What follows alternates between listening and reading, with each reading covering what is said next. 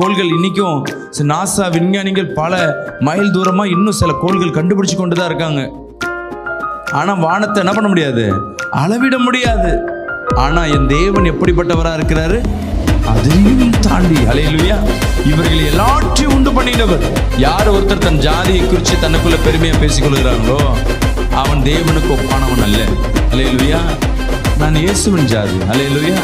இயேசுக்கு என்ன கிடையாது, மதம் கிடையாது, மொழி கிடையாது, இனம் கிடையாது.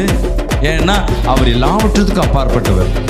பிரச்சனையோடு பயந்து கொண்டு, ஐயோ இந்த கடன் பிரச்சனை எப்போ மாறும், இந்த நெருக்கங்கள் எப்போ மாறும், இந்த சூழ்நிலைகள் எப்போ மாறும், வேதம் சொல்கிறது அவர் உனக்காக ஜீவ புஸ்தகத்தை திறந்து வைத்திருக்கிறார். ஹல்லேலூயா.